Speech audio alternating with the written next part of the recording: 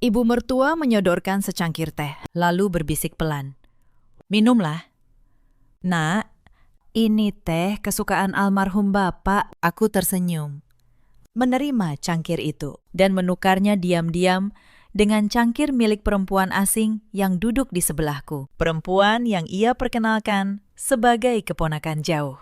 Padahal aku tahu persis siapa dia. "Halo, Bunda semua, selamat datang kembali di kanal ini. Semoga Bunda dalam keadaan sehat dan bahagia." Sebelum cerita dimulai, nyalakan subtitle. Tulis di kolom komentar, Bunda menonton dari daerah mana. Lalu, jangan lupa like dan subscribe. Selamat menyimak sampai akhir. Nama saya Anindya, 32 tahun. Saya bekerja sebagai akuntan senior di sebuah firma audit di kawasan Sudirman, Jakarta. Sudah 8 tahun saya menekuni angka, neraca, dan tanda tangan di atas dokumen yang nilainya miliaran. Saya terbiasa membaca apa yang orang sembunyikan di balik deret angka rapi. Tapi tidak ada satupun pelatihan audit yang menyiapkan saya untuk membaca niat busuk di balik senyum ibu mertua sendiri. Saya menikah dengan Mas Reza 2 tahun lalu. Pernikahan yang di mata orang tampak sempurna. Dia anak tunggal dari keluarga Wibowo. Keluarga lama yang dulu punya nama di Menteng. Rumah besar bergaya kolonial, halaman luas, dan pohon mangga tua yang katanya seumur dengan Mas Reza. Saya pikir saya menikahi seorang lelaki. Ternyata saya menikahi sebuah rumah, sebuah warisan, dan sebuah rahasia yang sudah membusuk jauh sebelum saya datang. Dulu, Mas Reza adalah lelaki yang berbeda. Saat kami berpacaran, dia perhatian,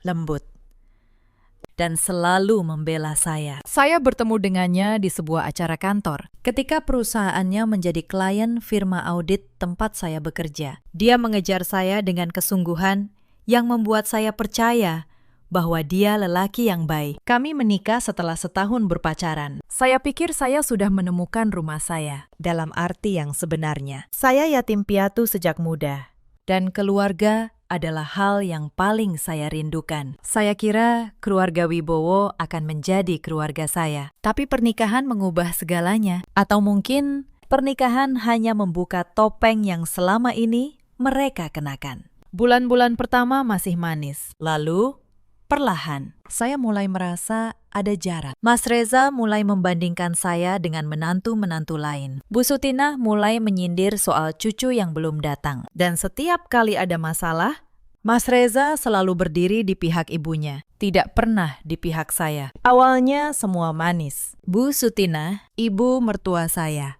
menyambut saya dengan pelukan di hari lamaran. 61 tahun, rambut disanggul rapi, selalu memakai kebaya saat menerima tamu. Tetangga memujinya sebagai ibu yang anggun dan dermawan. Saya percaya pujian itu. Untuk beberapa bulan pertama, saya bahkan menyayanginya seperti ibu kandung saya yang sudah lama tiada. Tapi ada satu hal yang ganjil sejak awal. Setiap kali saya menyinggung soal rumah menteng itu, wajah Bu Sutinah berubah, senyumnya menegang. Dia akan cepat-cepat mengalihkan pembicaraan ke hal lain. Soal masakan, soal cucu yang belum kunjung hadir, soal apa saja, asal bukan rumah itu. Saya kira itu cuma kebiasaan orang tua yang sensitif soal harta. Saya salah.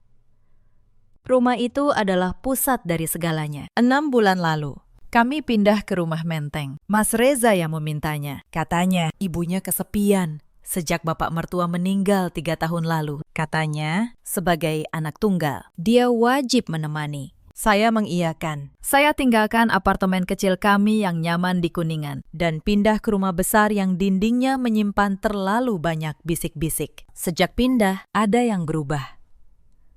Mas Reza pulang makin malam. Ponselnya selalu tertelungkup di meja. Dia mulai sering keluar di akhir pekan dengan alasan menengok proyek. Padahal saya tahu dari laporan keuangan perusahaannya yang sesekali dia minta saya periksa. Tidak ada proyek baru sejak setahun terakhir. Angka tidak pernah berbohong. Hanya manusia yang pandai berbohong di atas angka. Lalu datanglah perempuan itu. Namanya Vira. Bu Sutinah memperkenalkannya sebagai anak teman lama, yang katanya butuh tempat tinggal sementara karena baru pindah ke Jakarta. Usianya mungkin 27. Cantik.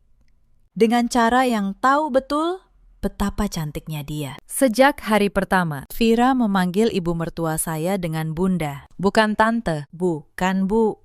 Bunda, kata yang biasa dipakai seorang menantu atau seorang anak. Saya pura-pura tidak mendengar, tapi telinga seorang akuntan terlatih menangkap ketidakcocokan sekecil apapun. Dan kata Bunda dari mulut Vira adalah ketidakcocokan paling besar yang pernah saya dengar. Malam itu, saya tidak bisa tidur. Saya turun ke dapur untuk mengambil air. Lampu ruang tengah masih menyala. Dan di sana, di sofa panjang dekat jendela, saya melihat dua bayangan, Mas Reza dan Vira, duduk terlalu dekat. Tangan suami saya menggenggam tangan perempuan itu. Mereka berbicara berbisik, tapi saya menangkap satu kalimat yang membekukan darah saya. Sabar. Sebentar lagi, rumah ini jadi milik kita. Bunda sudah janji, ucap Vira pelan. Saya berdiri di kegelapan tangga. Tangan saya mencengkeram pegangan dingin. Jadi ini bukan sekedar perselingkuhan. Ini rencana 3 orang, 1 rumah.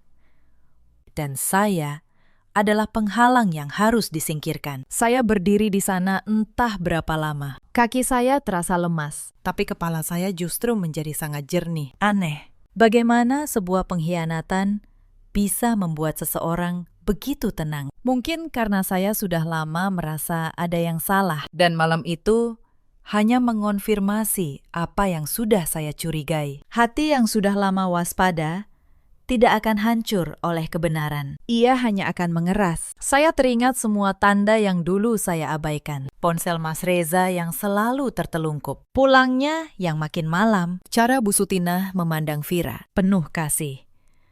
Seperti memandang menantu yang sesungguhnya dia inginkan. Semua potongan itu kini menyatu menjadi satu gambar yang utuh dan mengerikan. Mereka bukan hanya berselingkuh. Mereka sedang menunggu saya pergi, agar Vira bisa menggantikan tempat saya. Dan rumah ini bisa berpindah tangan sesuai rencana mereka. Saya kembali ke kamar tanpa suara. Tapi malam itu, sesuatu dalam diri saya berubah. Ketakutan yang tadi membekukan saya perlahan mengeras menjadi sesuatu yang lebih dingin, lebih sabar. Saya seorang akuntan. Saya tidak melawan dengan teriakan. Saya melawan dengan bukti. Keesokan paginya, saya bersikap seolah tidak terjadi apa-apa. Saya menyiapkan sarapan, mencium pipi Mas Reza, dan menyapa Vira dengan ramah. Saya bahkan menawarkan diri mengantarnya berbelanja. Vira tampak terkejut, lalu tersenyum penuh kemenangan. Dia pikir saya bodoh. Dia pikir saya tidak tahu apa-apa. Itu bagus. Orang yang merasa menang adalah orang yang paling ceroboh, yang tidak mereka tahu. Sejak malam itu, saya mulai mengumpulkan setiap percakapan, setiap struk, setiap dokumen yang tergeletak. Saya akuntan. Saya tahu di mana kebenaran disimpan. Dan saya tahu rumah menteng ini menyimpan sebuah rahasia yang bahkan Bu Sutinah pun mengira sudah terkubur bersama suaminya. Tapi malam itu saya belum tahu bahwa rahasia yang akan saya temukan jauh lebih besar dari sekedar perselingkuhan. Hari-hari berikutnya berjalan seperti pertunjukan. Saya pemeran utama yang berpura-pura buta. Mereka penonton yang merasa memegang naskah. Bu Sutinah mulai lebih sering mengundang Vira makan malam bersama. Dia menempatkan Vira di kursi yang dulu kursi saya, di sebelah Mas Reza. Saya digeser ke ujung meja. Sebuah pesan kecil yang sangat jelas. Di rumah ini, saya sudah mulai dihapus. Saya menelan semua itu. Saya bahkan memuji masakan Bu Sutinah, membantunya membereskan piring, dan mendengarkan ceritanya soal mendiang bapak mertua. Justru dari cerita-cerita itulah, sedikit demi sedikit, saya mulai menyusun gambaran. Bapak mertua, namanya Pak Wibowo, dulu seorang pengusaha properti. Rumah menteng ini dibelinya sendiri, atas namanya sendiri. Dan 3 tahun lalu, dia meninggal mendadak karena serangan jantung. Bapakmu tidak meninggalkan wasiat apa-apa, Nak, kata Bu Sutinah suatu sore sambil menyeruput teh. Semua otomatis jadi milik ibu, begitu hukumnya. Saya mengangguk sopan, tapi di dalam hati, satu lonceng kecil berbunyi. Seorang pengusaha properti yang terbiasa dengan dokumen, akta, dan notaris meninggal tanpa meninggalkan satupun wasiat. Itu seperti seorang akuntan yang lupa menutup buku di akhir tahun. Mungkin, tapi sangat tidak biasa. Saya menyimpan kecurigaan itu. Belum waktunya. Saya masih harus menunggu. Karena dalam audit, satu transaksi mencurigakan tidak cukup. Saya butuh jejak, saya butuh pola, dan saya butuh dokumen aslinya. Yang tidak Bu Sutinah tahu. Sebentar lagi, saya akan menemukan jejak itu di tempat yang paling tidak dia duga. Insiden pertama datang seminggu kemudian. Bu Sutinah meminta saya mengurus pembayaran pajak rumah. Kamu kan akuntan. Nak, ibu sudah tua, tidak mengerti urusan begini, katanya. Saya menerima map berisi dokumen rumah. Tangan saya tetap tenang, tapi jantung saya berdebar. Inilah pintu yang saya tunggu. Malam itu, saya membuka map itu di kamar saat Mas Reza belum pulang. Sertifikat tanah, bukti bayar pajak tahun-tahun lalu, dan akta jual beli. Saya membacanya seperti membaca laporan keuangan. Teliti, baris demi baris. Dan di sanalah saya menemukannya. Tanggal balik nama sertifikat. Rumah ini baru dibalik nama menjadi atas nama Bu Sutinah. Hanya 8 bulan setelah Pak Wibowo meninggal. Bukan otomatis warisan, ada proses. Ada tanda tangan, ada notaris. Saya memotret setiap halaman dengan ponsel saya. Setiap sudut, setiap cap, setiap tanggal. Bertahun-tahun bekerja di audit mengajari saya satu hal. Kebenaran selalu tersembunyi di detail kecil yang orang malas baca. Dan di akta itu, detail kecilnya adalah tanggal. Sebuah tanggal yang seharusnya tidak ada. Jika rumah ini benar-benar warisan, otomatis, saya ingat betul wajah Bu Sutinah saat menyerahkan map itu. Senyumnya begitu tulus, seolah dia memberi saya kepercayaan. Padahal, dia hanya memanfaatkan saya, akuntan keluarga yang murah dan patuh, untuk mengurus pajak yang dia sendiri malas urus. Dia tidak pernah membayangkan satu hal, mata yang dia minta untuk membaca angka pajak akan membaca jauh lebih dalam dari yang dia kira. Malam itu, saya kembalikan map itu ke laci tempat semula, dengan susunan yang persis sama. Saya akuntan. Saya tahu bahwa jejak yang paling berbahaya adalah jejak yang membuat lawan tahu kita sedang mencari. Saya tidak meninggalkan satu pun jejak. Tapi, saya tak tahu bahwa balik nama itu hanyalah ujung dari benang yang jauh lebih panjang. Dan ujung lainnya terkubur di ruang kerja yang selalu dikunci. Insiden kedua, beberapa hari setelahnya. Saya pulang lebih awal dari kantor karena rapat dibatalkan. Rumah tampak sepi, tapi dari ruang kerja almarhum bapak mertua yang selalu dikunci. Saya mendengar suara, pintu sedikit terbuka. Saya mengintip. Bu Sutinah dan Vira ada di dalam, membongkar lemari arsip tua. Vira memegang setumpuk dokumen. Bunda yakin ini semua sudah aman. Tidak ada yang tahu soal surat itu, tanya Vira. Tenang, surat wasiat itu sudah Ibu bakar 3 tahun lalu. Tidak ada bukti apa-apa. Rumah ini sah milik Ibu dan akan jadi milik kalian setelah si Anindya pergi, jawab Bu Sutinah. Darah saya berdesir. Surat wasiat jadi benar. Pak Wibowo meninggalkan wasiat dan Bu Sutinah membakarnya. Tapi kalimat itu juga menyimpan satu kelemahan. Dia bilang, surat itu sudah Ibu bakar. Yang dia bakar mungkin 1 lembar, tapi seorang notaris yang baik selalu menyimpan salinan. Setiap akta resmi punya gambarannya, tersimpan rapi di kantor notaris yang mengesahkannya. Bu Sutinah membakar kertas. Dia tidak bisa membakar arsip negara. Saya mundur perlahan, lalu naik ke kamar. Tangan saya gemetar.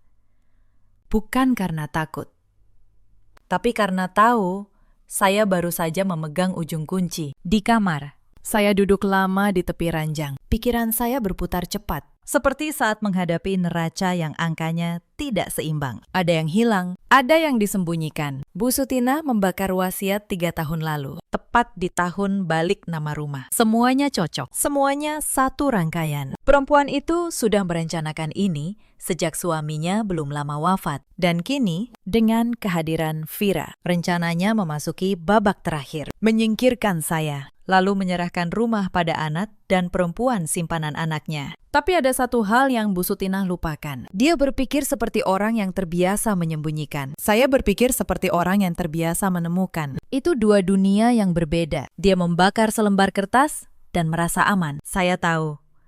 Di balik setiap akta resmi, ada arsip yang tidak bisa disentuh siapapun, bahkan oleh orang yang namanya tertera di dalamnya. Saya hanya perlu menemukan notaris mana yang menyimpannya. Dan nama itu, saya yakin, ada di salah satu dokumen yang sudah saya potret. Saya buka kembali foto-foto di ponsel. Saya perbesar satu persatu, mencari nama, chapter, atau tanda yang bisa menuntun saya ke notaris itu. Tapi malam itu, mata saya terlalu lelah, dan saya belum menemukannya. Saya belum tahu notaris mana. Saya butuh nama.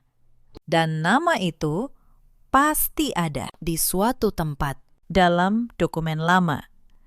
Insiden ketiga terjadi di meja makan. Malam itu, Vira sengaja menumpahkan kuah sup ke gaun saya. Ya ampun. Mbak Anindya, maaf ya. Aku ceroboh sekali, katanya dengan nada yang sama sekali tidak menyesal. Bu Sutinah malah tertawa kecil. Mas Reza diam, menunduk ke piringnya. Tidak membela saya sedikit pun. Saya berdiri, tersenyum, dan berkata, tidak apa-apa, Waira. Gaun bisa dicuci. Yang tidak bisa dicuci itu reputasi. Lalu saya berbalik ke kamar. Saya tahu kalimat saya menusuk. Karena malam itu, lewat dinding kamar yang tipis, saya mendengar Vira mengeluh pada Mas Reza. Istrimu itu sok pintar. Aku tidak suka caranya bicara. Dan Mas Reza menjawab, sabar.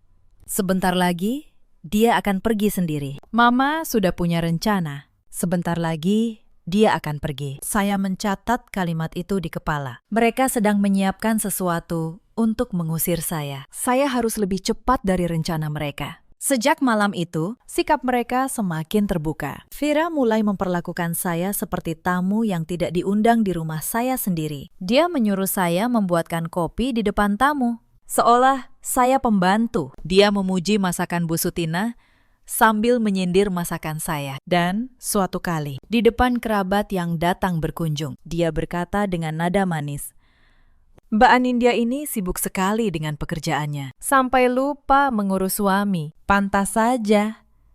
Kalimat itu dilempar ringan, tapi tajam seperti pisau. Bu Sutinah hanya tersenyum mendengarnya, membiarkan, bahkan menikmati. Mas Reza, suami saya, sekali lagi diam. Saya belajar bahwa diamnya seorang suami di saat istrinya dihina adalah bentuk pengkhianatan yang paling halus, lebih menyakitkan dari teriakan. Karena diam itu berkata, aku memilih mereka, bukan kamu. Tapi saya tidak menjawab hinaan dengan hinaan. Saya menyimpan setiap kalimat itu, setiap penghinaan. Seperti seorang akuntan menyimpan bukti transaksi. Suatu hari, semuanya akan saya buka kembali di waktu dan tempat yang saya pilih sendiri. Insiden keempat, awal mula serangan terbuka. Suatu pagi, Bu Sutinah menuduh saya mencuri kalung emasnya. Kalung peninggalan nenek buyut hilang dari kamar ibu. Hanya kamu yang masuk ke sana kemarin, katanya di depan Mas Reza dan Vira. Tuduhan yang keji. Saya tahu ini jebakan. Saya tidak panik.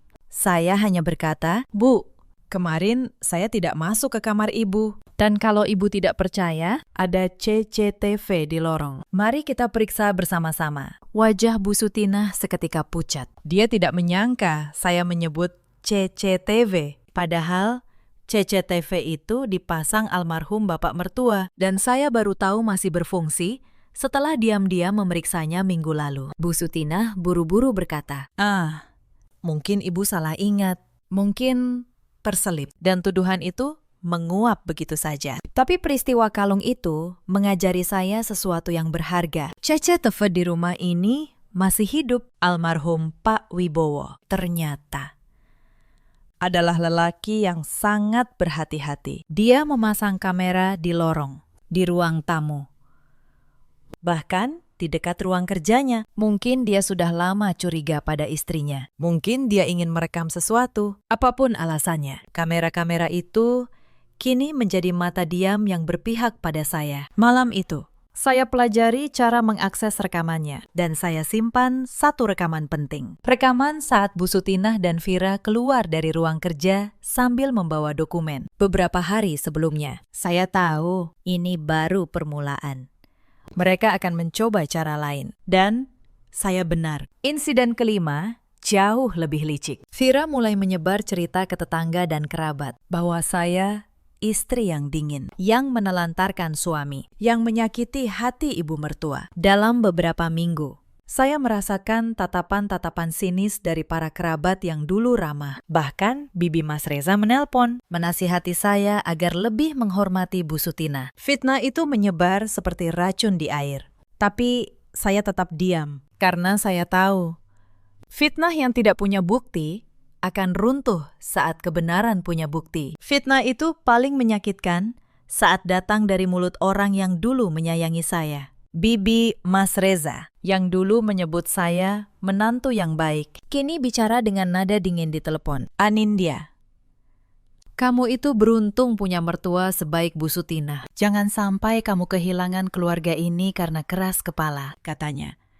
Saya mendengarkan tanpa membantah. Saya tahu, membantah hanya akan memberi mereka bahan baru untuk fitnah berikutnya. Diam adalah perisai terbaik saat lawan sedang mencari celah. Suatu malam, saya menelpon sahabat lama saya, Ratih. Satu-satunya orang yang saya percaya. Saya ceritakan semuanya. Ratih marah, menyuruh saya pergi saja dari rumah itu. Untuk apa kamu bertahan di sarang ular begitu? Min, katanya. Saya hanya menjawab pelan, karena kalau aku pergi sekarang, aku pergi sebagai orang yang kalah dan difitnah. Aku tidak mau begitu. Aku akan pergi, tapi dengan kebenaran di tanganku. Ratih terdiam. Lalu berkata, kamu memang akuntan sampai ke tulang. Sabar, teliti. Dan tidak pernah tanda tangan sebelum semuanya jelas. Saya tersenyum mendengarnya. Dia benar.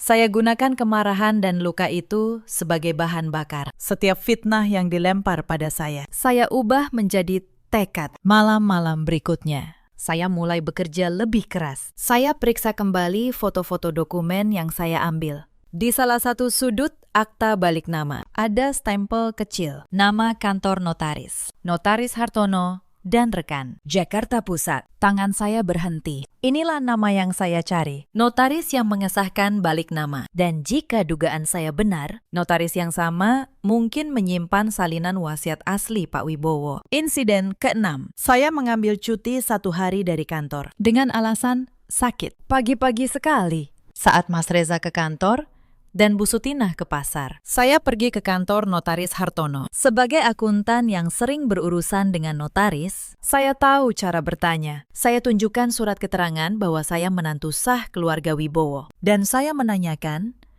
apakah ada akta wasiat atas nama almarhum Pak Wibowo? Notaris Hartono, lelaki tua berkacamata, menatap saya lama.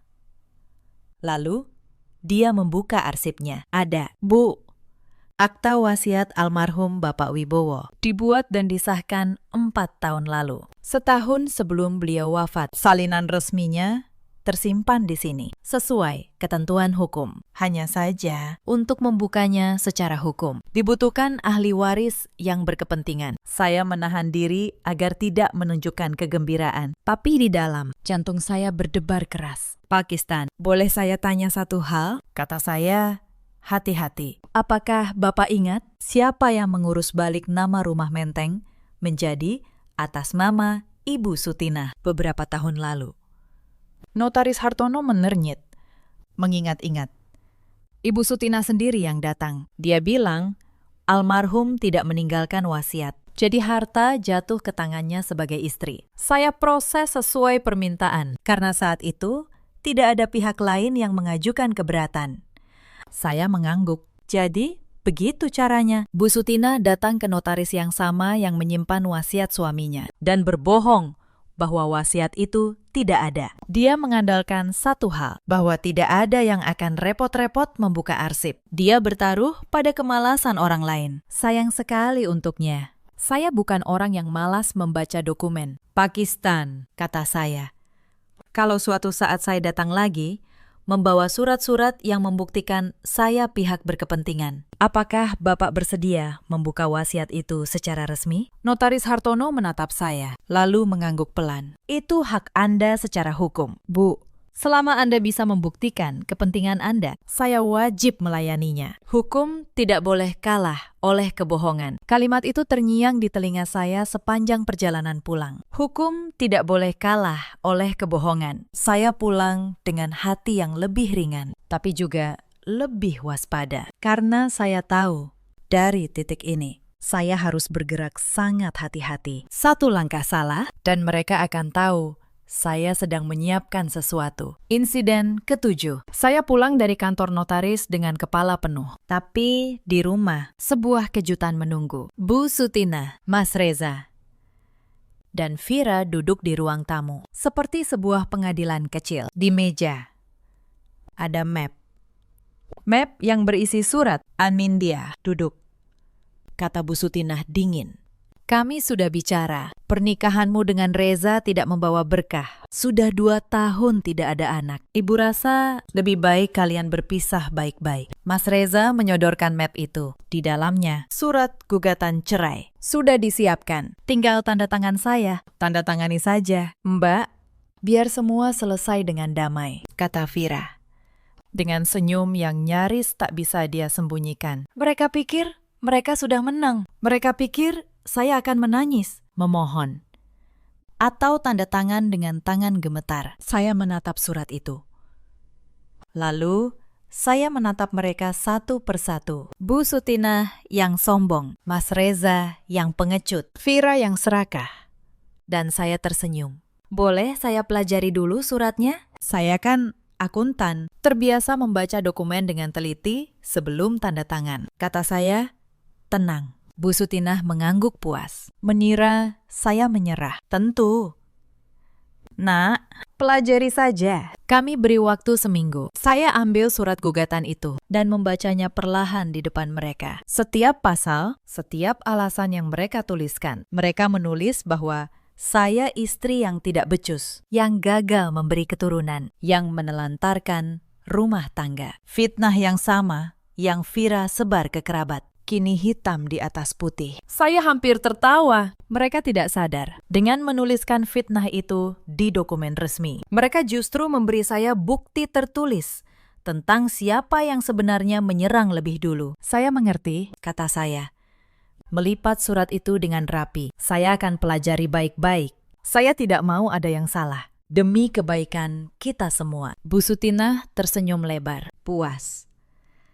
Mas Reza tampak lega. Vira menatap saya dengan sorot kemenangan yang nyaris tak bisa dia sembunyikan. Malam itu, di kamar, saya membuka kembali surat cerai itu. Bukan untuk menangisinya, tapi untuk mempelajarinya. Seperti saya mempelajari laporan keuangan klien. Saya tahu, surat ini adalah senjata mereka. Tapi, setiap senjata bisa berbalik arah jika dipegang oleh tangan yang tahu cara menggunakannya. Mereka memberi saya seminggu untuk menyerah. Saya akan gunakan seminggu itu untuk menyiapkan akhir yang sama sekali tidak mereka bayangkan. Seminggu. Mereka memberi saya seminggu. Mereka pikir itu waktu untuk saya menyerah. Padahal itu justru waktu yang saya butuhkan untuk menyiapkan segalanya. Insiden ke-8. Hari-hari itu saya bergerak cepat dan diam-diam. Saya kembali ke Notaris Hartono, membawa surat nikah saya dan dokumen yang membuktikan Mas Reza ahli waris sah. Dan karenanya, saya sebagai istri sah punya kepentingan hukum. Saya minta proses pembukaan wasiat. Notaris Hartono setuju, dan ketika dia membuka dan membacakan isi wasiat itu, ruangan terasa berputar.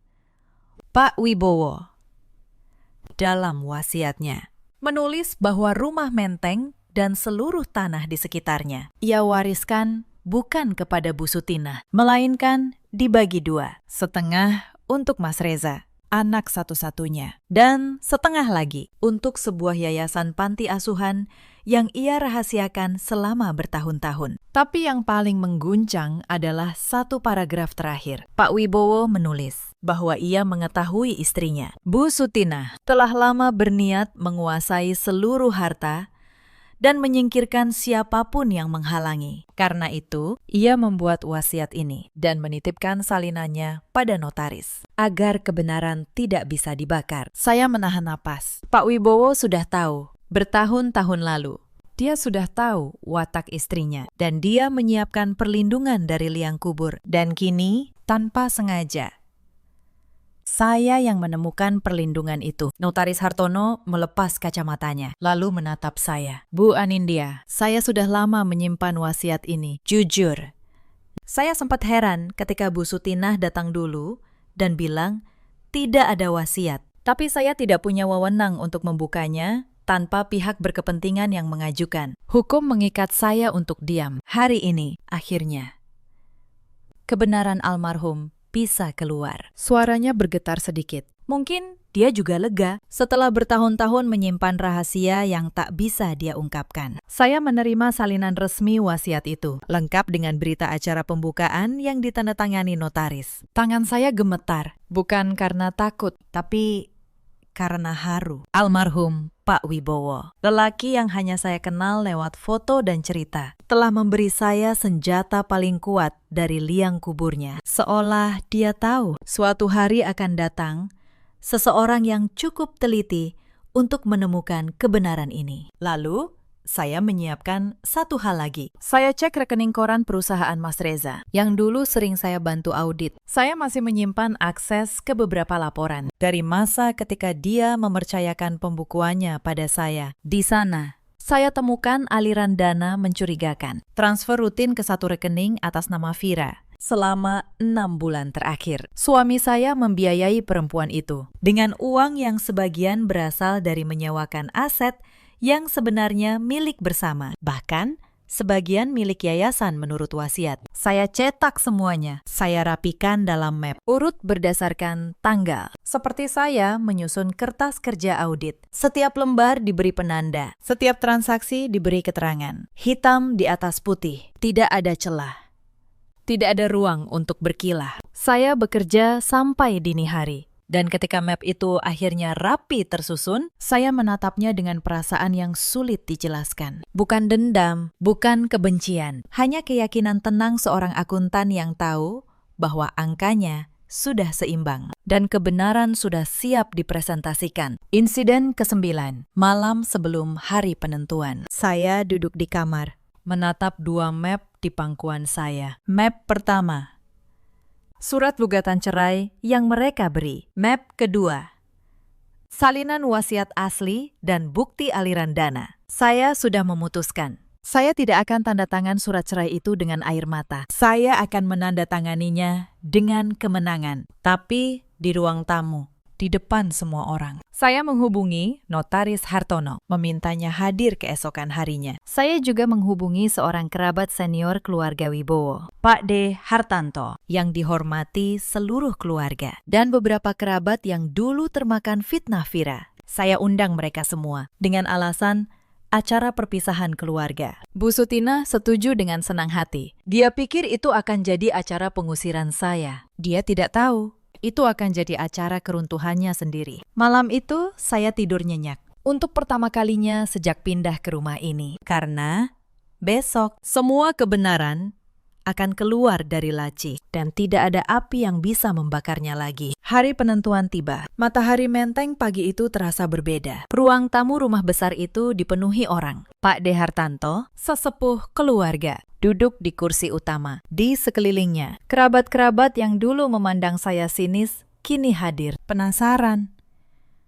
Bu Sutinah mengenakan kebaya terbaiknya. Wajahnya berseri, yakin hari ini adalah hari kemenangannya. Mas Reza duduk di sampingnya, gelisah. Wira, dengan gaun mahal, duduk seolah dia sudah jadi nyonya rumah ini. Baiklah, kata Bu Sutinah membuka acara. Suaranya manis dibuat-buat. Hari ini kita berkumpul untuk satu hal. Pernikahan Reza dan Anindya sudah tidak bisa dipertahankan. Demi kebaikan bersama, mereka akan berpisah. Anindya sudah setuju. Iya kan, Nak? Semua mata tertuju pada saya. Saya berdiri perlahan, dengan 2 map di tangan. Tenang, tidak ada gemetar. Iya, Bu, saya setuju.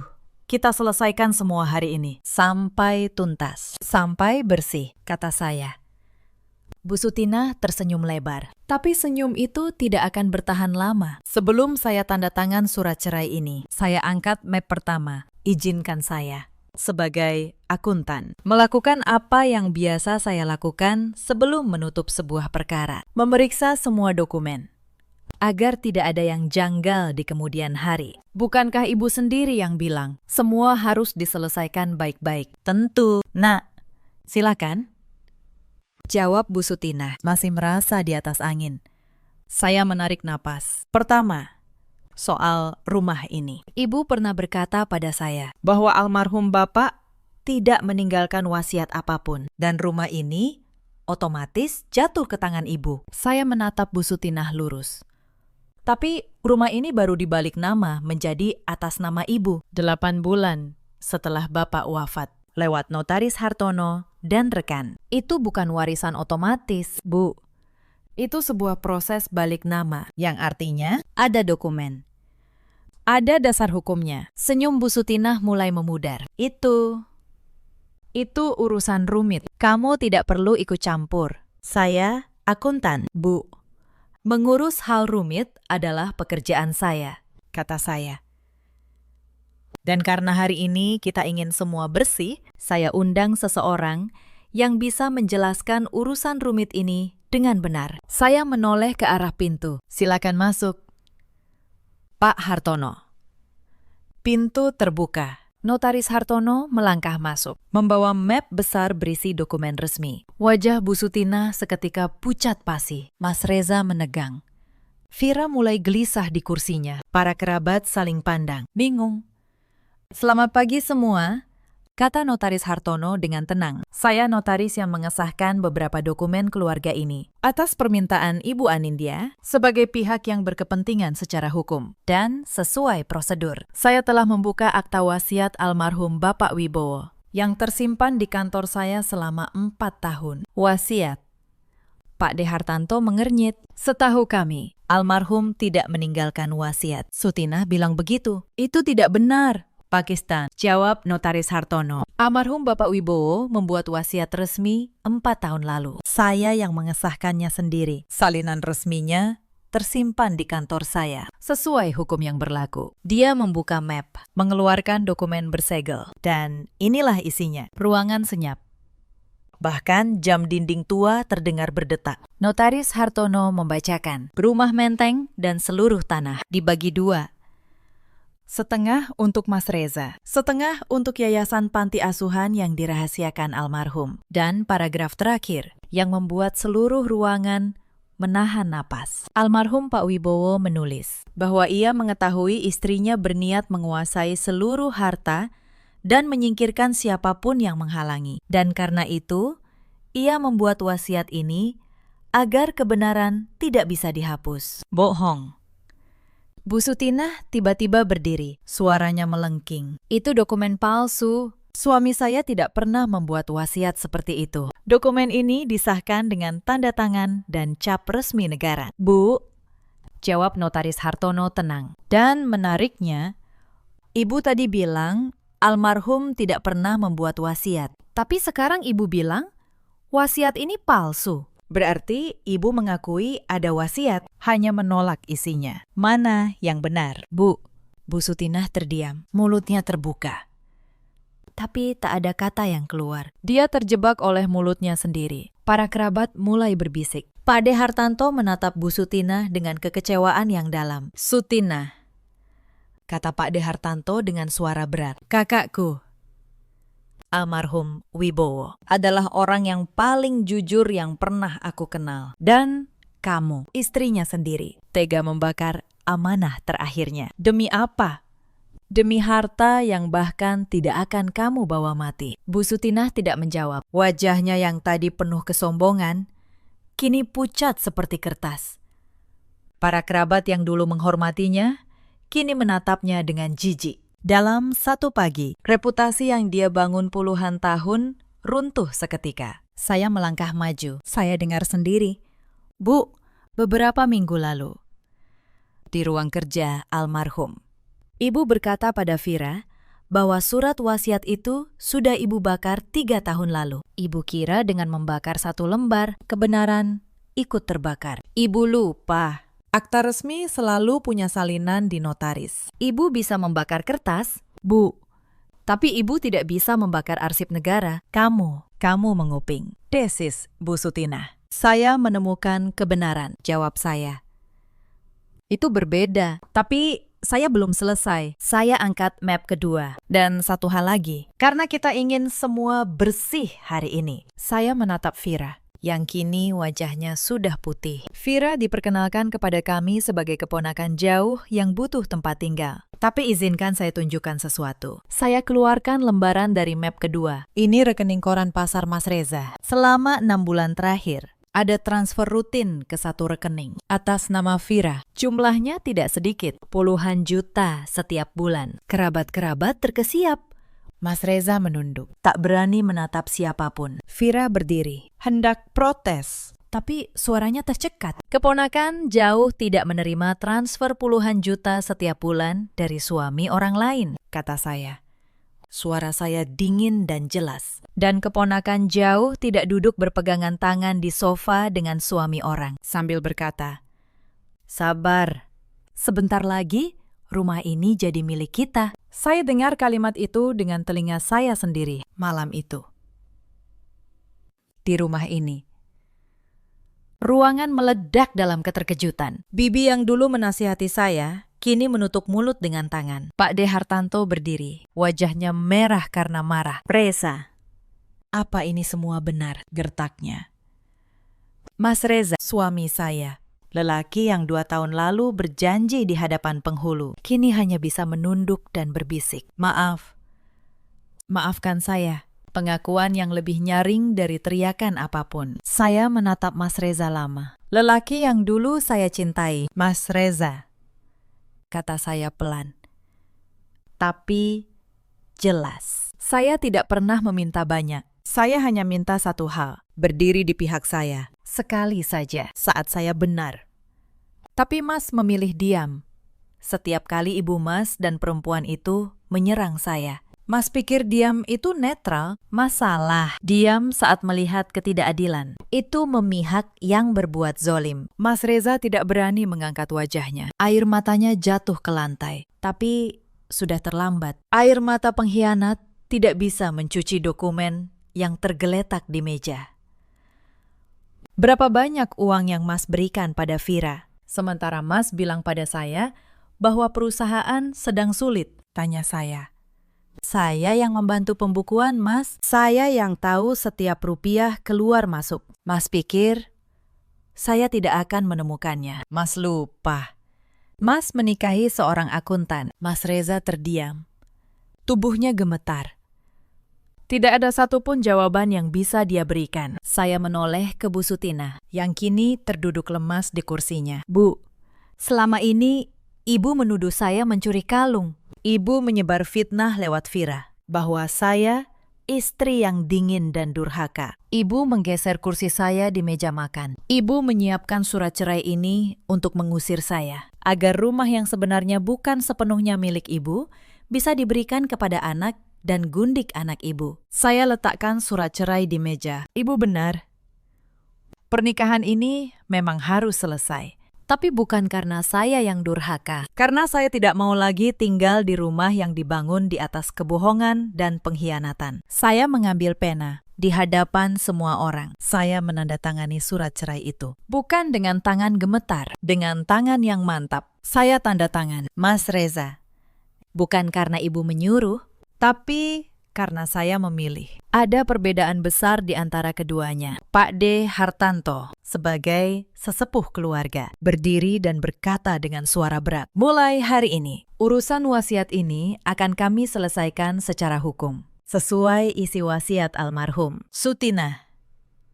Kamu sudah mengkhianati amanah suamimu sendiri. Dan kamu, Reza, sudah mengkhianati istri yang setia. Kalian berdua harus mempertanggungjawabkan ini di hadapan keluarga dan di hadapan hukum." Vira melihat semua rencananya runtuh, mencoba menyelinap keluar. Tapi Pak D. Hartanto menghentikannya. "Kamu tetap di sini sampai semua jelas. Uang yang kamu terima itu akan jadi urusan hukum juga." Saya mengambil tas saya yang sudah saya kemasi sejak semalam. Saya berjalan menuju pintu. Tidak ada yang berani menahan saya.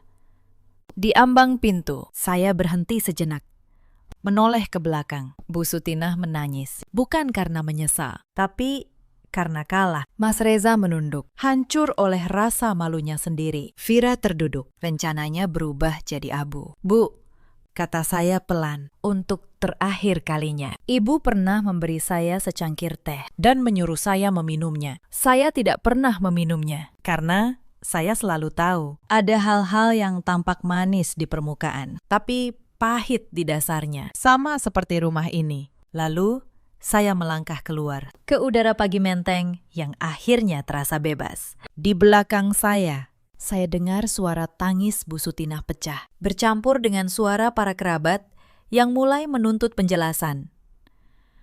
Pintu rumah besar itu menutup di belakang saya untuk terakhir kalinya. Saya tidak menoleh lagi. Di hadapan saya, jalanan menteng yang teduh oleh pohon-pohon tua membentang. Untuk pertama kalinya dalam berbulan-bulan, saya menarik napas dalam-dalam, dan udara terasa benar-benar masuk ke paru-paru saya. Saya tidak menang dengan teriakan. Saya tidak menang dengan air mata. Saya menang dengan kesabaran, dengan ketelitian, dan dengan kebenaran yang tidak bisa dibakar siapapun. Beberapa minggu setelah hari itu, semuanya berjalan seperti yang seharusnya. Proses hukum atas wasiat almarhum Pak Wibowo berjalan. Setengah rumah menteng diserahkan kepada Yayasan Panti Asuhan, sesuai amanah. Bu Sutinah, yang seumur hidup mengira rumah itu sepenuhnya miliknya, harus menerima kenyataan bahwa ia hanya berhak atas bagian kecil sebagai jandanya, sesuai hukum. Kesombongannya runtuh bersama kebohongannya. Mas Reza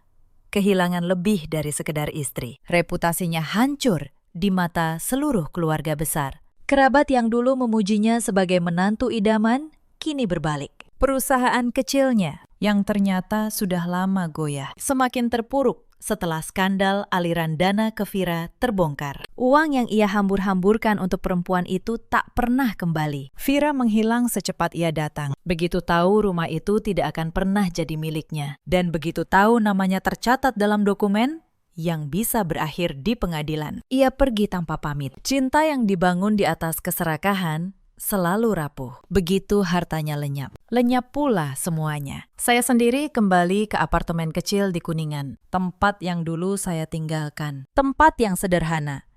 Tapi jujur, tidak ada bisik-bisik di dindingnya. Tidak ada racun di balik secangkir teh. Saya kembali bekerja. Kembali pada angka-angka yang selalu mengatakan kebenaran. Dan untuk pertama kalinya dalam waktu yang lama, saya bisa tidur tanpa mengunci pintu kamar. Suatu sore, saya duduk di balkon apartemen, menyeduh teh untuk diri saya sendiri. Teh yang saya buat dengan tangan saya sendiri. Tidak ada yang menyodorkannya, tidak ada yang mengaduknya diam-diam. Hanya saya dan secangkir kehangatan yang benar-benar hangat. Saya tersenyum, bukan senyum kemenangan, senyum kelegaan. Cerita ini mengajarkan satu hal. Jangan pernah meremehkan ketenangan seorang perempuan yang sedang menghitung. Orang yang diam bukan berarti tidak tahu. Kadang, orang yang paling diam justru sedang menyusun kebenaran, baris demi baris, sampai semuanya rapi dan tidak bisa dibantah. Di luar sana, ada banyak perempuan seperti saya dulu. Perempuan yang masuk ke sebuah keluarga dengan hati terbuka, lalu mendapati dirinya dikepung oleh kebohongan. Perempuan yang difitnah, digeser, dan diminta pergi diam-diam, seolah keberadaannya adalah kesalahan. Kepada kalian, saya ingin berkata, jangan kalah oleh teriakan orang yang bersalah. Kebenaran tidak butuh teriakan. Kebenaran hanya butuh bukti dan kesabaran untuk menemukannya. Di luar sana, ada juga banyak suami seperti Mas Reza, lelaki yang lemah, yang memilih diam saat seharusnya membela, yang lebih takut pada ibunya dan tergoda oleh perempuan lain daripada setia pada janji sucinya. Kepada para suami seperti itu, ketahuilah, pengkhianatan tidak pernah benar-benar tersembunyi. Cepat atau lambat, angka, dokumen, dan kebenaran akan bicara. Dan di luar sana, ada pula para ibu mertua seperti Bu Sutinah yang mengira cinta seorang anak adalah miliknya sendirian, yang rela mengorbankan kejujuran demi harta dan kuasa. Kepada mereka, ingatlah, harta yang dikumpulkan dengan kebohongan tidak akan pernah membawa ketenangan. Bahkan dari liang kubur, kebenaran bisa menemukan jalannya untuk terungkap. Dalam hidup, kita selalu punya pilihan. Kita bisa memilih melawan dengan amarah dan air mata, atau melawan dengan tenang. Dan bukti, saya memilih yang kedua, dan saya tidak pernah menyesalinya. Bagaimana dengan kalian, Bunda? Apakah kalian pernah berada di posisi seperti saya? Ceritakan kisah kalian di kolom komentar. Mungkin cerita kalian akan menguatkan perempuan lain di luar sana yang sedang berjuang dalam diam. Terima kasih sudah menemani sampai akhir. Sampai jumpa di cerita berikutnya. Suara tamparan itu memecah keramaian aula. Semua kepala menoleh. Musik seolah berhenti. Wajah saya terlempar ke samping dan pipi kiri saya terbakar. Tahu diri sedikit, suara itu menusuk telinga saya. Siapa yang mengizinkanmu berdiri di panggung ini? Yang menampar saya adalah Bu Hartati, ibu mertua saya. Malam itu beliau mengenakan kebaya sutra dan kalung emas 3 susun. Berdiri sebagai tamu kehormatan di peresmian kantor cabang baru perusahaan keluarga. Beliau menatap saya dari atas ke bawah. Seakan saya hanyalah debu di lantai marmer. Pergi ke belakang sana, urus piring kotor. Itu tempatmu. Saya tidak menjawab. Saya hanya berdiri, menahan perih di pipi. Suami saya, Bram, berdiri 3 langkah di belakang ibunya. Pria yang sudah 5 tahun tidur di sisi saya itu tidak bergerak. Tidak satu kata pun keluar dari mulutnya. Ia hanya menunduk menatap lantai, seolah pura-pura tidak melihat istrinya ditampar di depan ratusan tamu. Kakak iparnya, Mbak Sekar, malah tersenyum tipis. Ia mengangkat gelas anggurnya sedikit ke arah saya, seperti memberi selamat atas penghinaan yang baru saja saya terima. 5 tahun. Selama 5 tahun, saya menelan setiap hinaan dari keluarga ini. Saya kira kesabaran akan dibalas dengan penerimaan. Saya kira diam akan dianggap kebaikan. Saya kira jika saya cukup baik, cukup sabar, cukup berkorban, suatu hari mereka akan membuka hati dan menerima saya sebagai keluarga. Ternyata yang saya terima hanyalah sebuah tamparan di depan umum. Malam itu, saya sadar satu hal. Orang-orang ini bukan keluarga saya. Mereka tidak pernah menganggap saya keluarga. Pipi saya bengkak, tetapi saya tidak menangis. Saya justru memasukkan tangan ke dalam saku. Jari saya menyentuh sebuah benda dingin di sana. Mata Bu Hartati mengikuti gerakan tangan saya. "Apa itu?" tanyanya. Alisnya berkerut. Saya tidak menjawab. Saya hanya tersenyum. Akan saya tunjukkan kepada kalian siapa sebenarnya perempuan yang selama 5 tahun kalian perlakukan seperti sampah. Akan saya tunjukkan betapa berharganya hal yang malam ini kalian lemparkan begitu saja. Mari kita mulai dari awal. Halo, sahabat. Selamat datang kembali di kanal ini. Jika kisah ini menyentuh hati kalian, jangan lupa tinggalkan jejak di kolom komentar. Sekarang, izinkan saya membawa kalian kembali ke pagi-pagi yang membentuk semua ini. Nama saya Larasati. Orang memanggil saya Laras. Usia saya 32 tahun. Saya menikah ke dalam keluarga Bramasta 5 tahun yang lalu. Di mata keluarga itu, saya hanyalah perempuan biasa yang bekerja entah di mana. Pulang malam dengan baju lusuh dan tidak pantas berdiri sejajar dengan mereka. Mereka tidak tahu apa pekerjaan saya yang sebenarnya dan saya membiarkan mereka tidak tahu. Pukul 5 pagi. Lampu dapur di apartemen kawasan Kemang sudah menyala. Dapur dengan meja granit dan lemari kayu jati ini terlihat seperti dapur di majalah. Tetapi saya tidak punya waktu menikmatinya. Dengan celemek terpasang, saya sudah berdiri di depan kompor selama 1 jam. Nasi uduk, ayam goreng lengkuas, tempe orek, telur balado, dan sambal terasi yang harus pedasnya pas. Meja makan ini hanya untuk 4 orang, tetapi lauk di atasnya harus 10 macam. Jika ada satu saja yang kurang, Bu Hartati akan menghela napas panjang. Seakan saya telah melakukan dosa besar. Saat air untuk teh mulai mendidih, terdengar suara sandal diseret dari ruang keluarga. Itu Bu Hartati, ibu mertua saya. Pagi-pagi sudah ribut saja di dapur, gerutunya. Tanpa salam. Beliau duduk di kursi kepala meja. Hidungnya mengendus ke arah masakan saya. Sambalnya keasinan. Dari baunya saja sudah ketahuan. Beliau bahkan belum mencicipinya. Kalimat pembelaan sudah sampai di ujung lidah saya. Tetapi saya telan kembali. Maaf, Bu. Saya buatkan yang baru. Sudahlah, repot.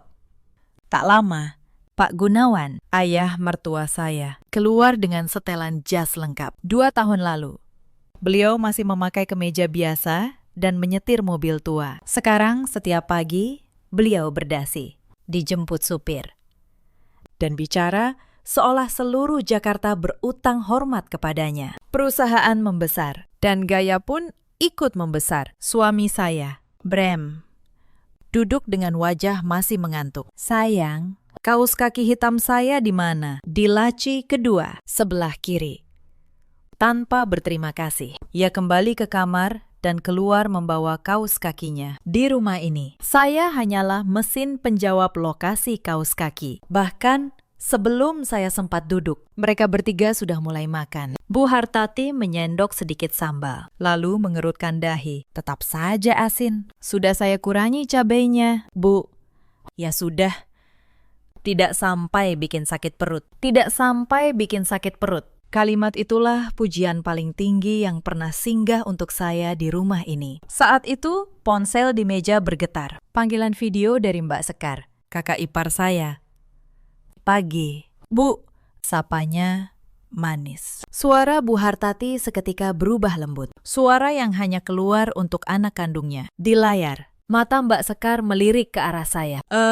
Ada Laras juga. Hari ini tidak kerja, ya. Santai sekali kelihatannya akhir-akhir ini. Saya juga sebentar lagi berangkat, Mbak. Oh, rajin ya, ujarnya.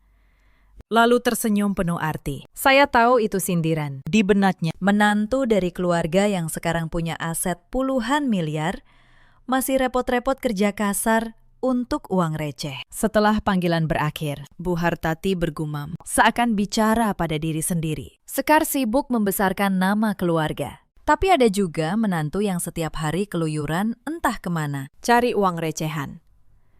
Saya tidak menjawab. Saya hanya terus menyuap nasi. Di rumah ini, saya bukan keluarga. Saya adalah asisten rumah tangga tanpa upah, sekaligus tempat sampah emosi mereka. Itulah peran saya. Tetapi ada sisi lain dari hidup saya, sisi yang tidak pernah mereka lihat. Setiap pagi, setelah menyelesaikan urusan dapur, saya berganti pakaian, menumpang kereta, lalu turun di kawasan segitiga emas. Di sana, di lantai paling atas, sebuah gedung perkantoran, saya berubah. Bukan lagi menantu yang ditampar dan dihina. Di sana, puluhan kepala departemen berdiri saat saya masuk ruangan. Di sana, satu tanda tangan, saya bisa menggerakkan dana ratusan miliar. Di ruang rapat, saya memimpin diskusi tentang akuisisi gedung baru, tentang proyek properti senilai triliunan. Para direktur memanggil saya dengan hormat. Tidak ada yang berani menyuruh saya mencuci piring di sana. Tidak ada yang berani menampara pipi saya. Lalu, setiap sore, saya melepas blazer itu, mengganti dengan pakaian sederhana, dan kembali menjadi menantu yang harus bangun jam 5 esok paginya untuk memasak 10 lauk. 2 dunia yang berbeda. Di satu dunia, saya seorang pemimpin. Di dunia lain, saya kurang dari seorang pembantu, dan saya menanggung keduanya setiap hari. Selama 5 tahun.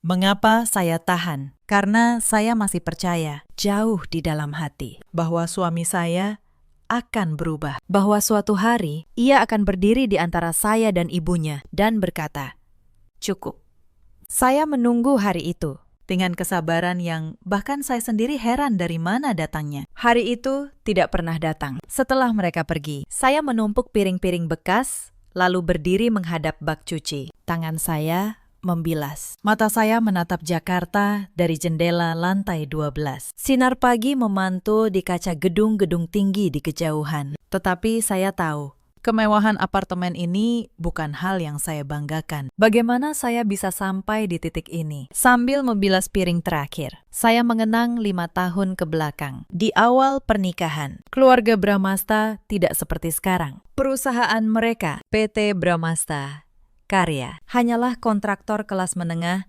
yang sering kesulitan membayar gaji tukang. Pak Gunawan masih turun langsung ke proyek, memakai helm, berkeringat di bawah matahari. Bu Hartati masih ibu rumah tangga biasa yang mengejar diskon di pasar dan mengumpulkan kupon dari brosur. Bahkan saat itu pun, mereka tidak pernah hangat kepada saya. Hubungan kami dingin sejak awal. Tetapi setidaknya, dulu mereka tidak terang-terangan menginjak saya. Mereka hanya tidak peduli. Dan saya bisa menerima ketidakpedulian. Saya menghibur diri. Seiring waktu, pikir saya, kami akan menjadi lebih dekat. Suami saya pun dulu sedikit berbeda. Bram yang dulu masih sesekali membawakan saya martabak manis sepulang kerja. Masih sesekali bertanya apakah saya lelah. Lalu semuanya berubah. Berubah pada hari sebuah angka masuk ke dalam hidup keluarga ini. 2 tahun lalu, pada makan malam keluarga, Pak Gunawan mengumumkan sesuatu dengan dada membusung. Perusahaan kita dapat suntikan dana besar. Sebuah perusahaan investasi mau menanam modal di Bramasta. Nilainya 80 miliar. Seisi meja terdiam, lalu meledak dalam sukacita. Bu Hartati menangis haru. Mbak Sekar memekik girang. Bram menggenggam tangan ayahnya. Hanya saya yang diam, menatap nasi di piring. Karena saya tahu sesuatu yang tidak mereka ketahui. Saya tahu dari mana angka itu datang. Tetapi malam itu, saya memilih bungkam. Mungkin kalian bertanya, mengapa saya menyembunyikan siapa saya? Mengapa pemilik 2 perusahaan besar mau membungkuk di dapur, mencuci piring orang yang menghinanya? Jawabannya sederhana. Saya ingin dicintai sebagai manusia, bukan sebagai dompet. Ayah saya membangun Larasati Property dari nol sebelum beliau wafat.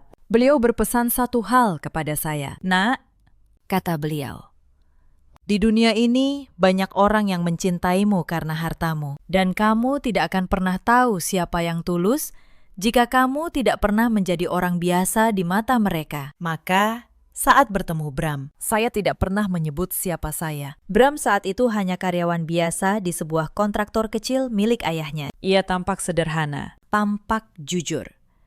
Saat ia melamar saya berpikir, inilah pria yang mencintai saya apa adanya. Bukan karena harta saya salah. Tetapi saya baru tahu betapa salahnya saya jauh kemudian. Setelah menikah, saya tetap merahasiakan semuanya. Saya katakan kepada keluarga Bramasta bahwa saya bekerja di sebuah perusahaan sebagai pegawai biasa. Mereka tidak pernah bertanya lebih jauh. Mereka tidak peduli. Bagi mereka, saya hanya menantu dari keluarga sederhana yang beruntung dinikahi anak mereka. Lalu perusahaan ayah mertua saya jatuh ke jurang. Utang menumpuk, proyek mangkrak. Bank menolak memberi pinjaman. Suatu malam, saya mendengar Pak Gunawan menangis di ruang kerjanya. Takut perusahaan yang ia bangun puluhan tahun akan tutup. Saat itu, sebagai menantu, hati saya luluh. Saya tidak ingin suami saya kehilangan ayahnya yang hancur. Maka diam-diam, melalui perusahaan investasi saya menyuntik 80 miliar ke Bramasta. Dan melalui perusahaan properti saya memberi mereka sewa gedung mewah dengan harga 1/4 pasar, agar mereka bisa tampil meyakinkan di depan klien. Saya melakukannya tanpa nama, tanpa pamrih. Saya hanya ingin keluarga suami saya selamat. Tetapi saya tidak pernah menyangka uang yang saya berikan dengan tulus justru menjadi racun yang mengubah mereka menjadi monster. Sejak hari itu, keluarga ini menjadi orang lain. Pak Gunawan berhenti turun ke proyek. Ia menyewa kantor megah di sebuah gedung perkantoran mewah di kawasan Segitiga Emas, Jakarta. Bu Hartati mulai mengoleksi tas bermerek dan kalung emas. Mbak Sekar berhenti dari pekerjaannya yang biasa dan kini menyebut dirinya direktur pemasaran, walau yang ia lakukan hanya memamerkan foto liburan. Dan saya tetap di dapur, tetap mencuci piring. Tetapi sekarang, kemiskinan saya yang dulu mereka abaikan berubah menjadi sesuatu yang mereka hina secara terbuka. Untung Bram menikah lebih dulu, kata Bu Hartati suatu kali sambil mengipasi diri. Coba kalau sekarang, dengan posisi keluarga kita seperti ini, mana mungkin Bram dapat menantu sekelas tukang cuci piring? Tukang cuci piring, itulah julukan baru saya di rumah ini. Mereka tidak pernah bertanya saya bekerja sebagai apa. Mereka hanya melihat saya pulang malam, kadang dengan blazer kusut, dan menyimpulkan sendiri. Mbak Sekar bahkan pernah berkata kepada tetangga dengan suara cukup keras agar saya dengar bahwa adik iparnya bekerja sebagai petugas kebersihan di sebuah gedung perkantoran. Saya mendengarnya. Saya tidak membantah, karena membantah pun tidak ada gunanya. Mereka sudah memutuskan siapa saya, jauh sebelum mereka mengenal saya. Tetapi malam itu, saat saya mencuci piring sendirian, saya berbisik pada diri saya sendiri. Suatu hari nanti, kalian akan tahu. Dan saat kalian tahu, sudah terlambat untuk menyesal. Hinaan di rumah ini tidak datang sekaligus. Ia datang sedikit demi sedikit, seperti tetesan air yang lama-lama melubangi batu. Awalnya, hinaan itu masih berupa sindiran halus. Saat saya membeli baju baru yang sederhana, Bu Hartati akan berkata, selera kampung memang susah diubah. Saat saya berbicara dengan sopan kepada tamu, Mbak Sekar akan menimpali, tidak usah sok pintar. Orang tahu kamu dari mana asalnya. Saya menelan semuanya, berpikir mungkin itu hanya cara mereka bercanda. Tetapi seiring perusahaan membesar, sindiran itu berubah menjadi penghinaan terbuka. Dan penghinaan itu, satu persatu, saya catat dalam hati. Insiden pertama datang pada suatu minggu pagi. Saya baru pulang dari kantor setelah lembur semalaman. Badan terasa remuk. Begitu membuka pintu, Bu Hartati sudah menunggu dengan setumpuk pakaian kotor. Kamu pulang juga akhirnya, katanya. Tolong cuci semua ini. Baju Sekar dan keponakanmu. Tangan ibu lagi pegal. Saya menatap tumpukan itu. Di atasnya ada pakaian dalam Mbak Sekar. Bu, saya baru pulang kerja. Belum tidur sama sekali. Mungkin bisa pakai mesin cuci? Plak. Tangan Bu Hartati mendarat di lengan saya. Mesin cuci merusak kain mahal. Kamu pikir baju anak saya semurah bajumu? Cuci pakai tangan. Itu pun belum seberapa dibanding yang keluarga ini berikan untukmu. Saya mencuci tumpukan itu sampai jari saya keriput. Mbak Sekar lewat, melirik. Lalu berkata santai, lumayan, ada pembantu gratis di rumah. Itu insiden pertama, saya catat dalam hati. Insiden kedua terjadi sebulan kemudian. Hari ulang tahun pernikahan saya dan Bram yang kelima. Saya berharap sekali ini saja ada yang ingat. Saya pulang lebih awal, memasak makan malam istimewa. Saya menunggu Bram sampai tengah malam. Ia pulang dalam keadaan mabuk, diantar teman-temannya. Saat saya menyebut hari jadi kami, ia tertawa. Hari jadi, astaga, Laras. Kamu masih memikirkan hal-hal kecil begitu. Aku sibuk membangun masa depan keluarga. Kamu malah sibuk dengan tanggal masa depan keluarga. Padahal yang ia bangun adalah perusahaan yang berdiri di atas uang yang bahkan tidak ia ketahui asalnya. Malam itu, makanan istimewa yang saya masak menjadi dingin di atas meja. Saya memakannya sendirian di dapur, sambil menatap kursi kosong di seberang. 5 tahun lalu, pria yang sama membawakan saya martabat dan bertanya, apakah saya lelah? Sekarang, pria yang sama menertawakan saya karena mengingat hari pernikahan kami.